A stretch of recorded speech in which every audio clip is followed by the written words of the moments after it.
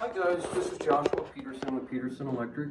Hope you're doing well. This is going to be a video for my SEO guy on grounding a home in the 1940s.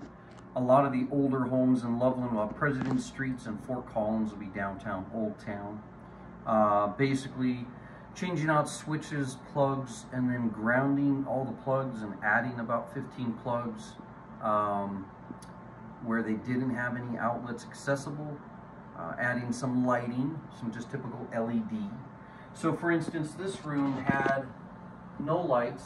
We added 4.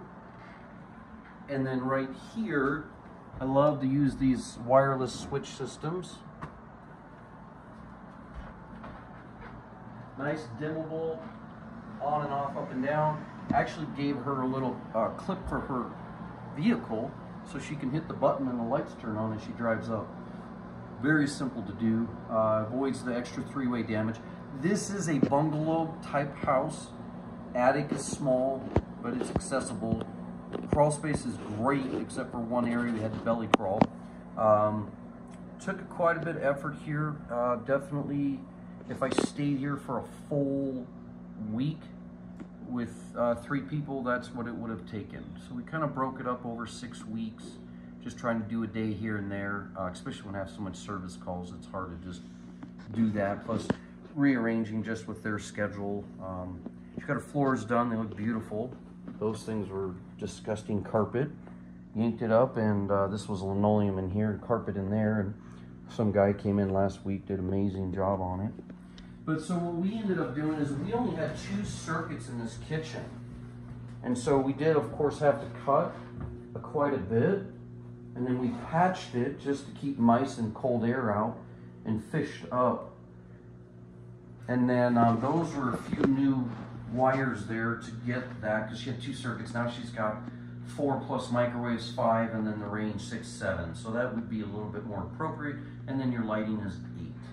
Put in some under cabinet lighting. I couldn't really get through left to right. Pendant was already there. Came through here and grounded this area and here as well. Washer dryer was not grounded. Sunroom is on slab. So this is something we're going to get to down the road.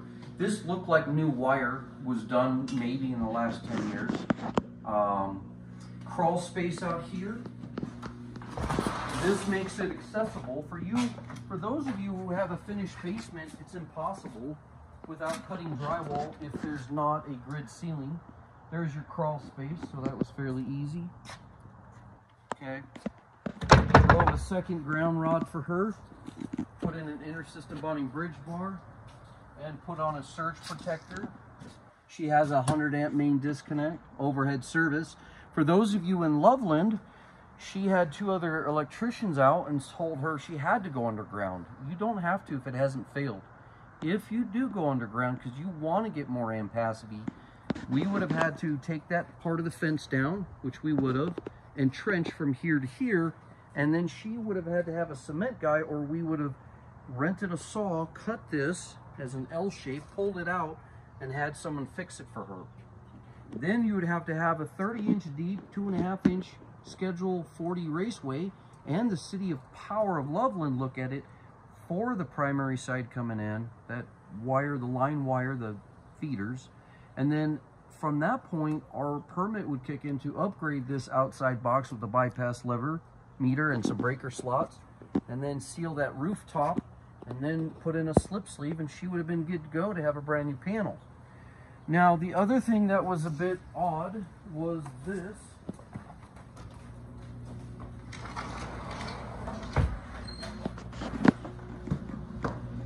This technically was a closet. So if you simply take the dowel rod out, it's now a storage closet. It's not a linen closet. That's the key term. There's more than 30-inch clearance in front of it, and the cover opens more than 90 degrees. Technically, this is quite okay to stay in this type of location. Now, if there's permanent countertop, no. If it's too short, no. I mean, you gotta have some width, but you can put chemicals or toilet paper, it doesn't really matter. It just states it can't be a linen closet by code. Okay, so that got to remain the same, and that was already upgraded when she already had moved in. So somebody upgraded that. I don't know who. But anyways, so all through here, one car garage, grounded that, changed out the light fixtures, put in new light fixtures.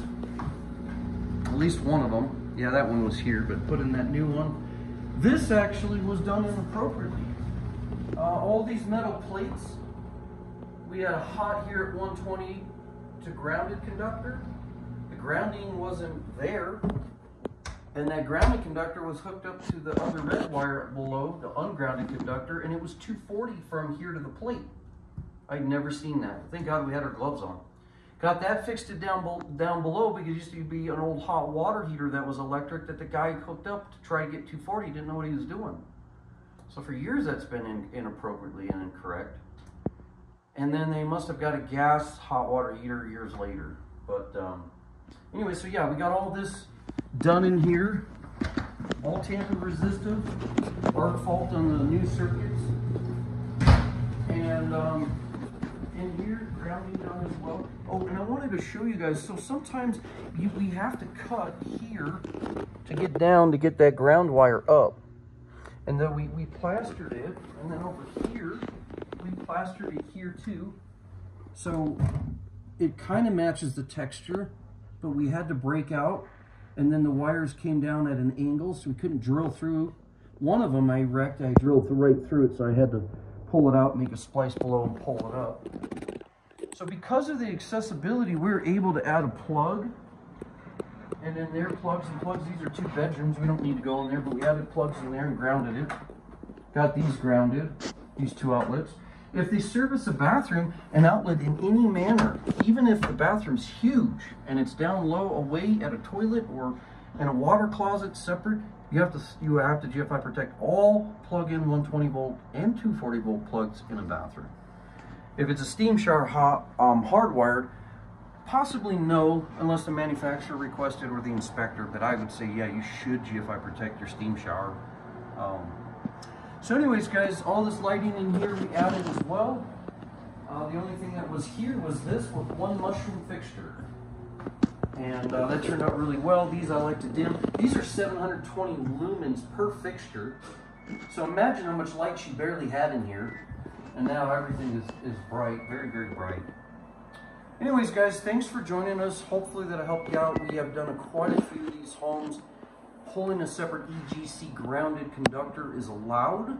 The crawl space is kind of messy, but we did staple everything that was already sagging down there, and we stapled all our new ground conductors, simply using our bond bars and then making sure everything was bonded at the first point of disconnect, and taking that EGC ground of the wires, the outlets that you could get to. If you can't, then you break out the box, mud around it, put in a brand new smart box, and get that ground wire up. Anyways, guys, thanks for joining us. Have a great day.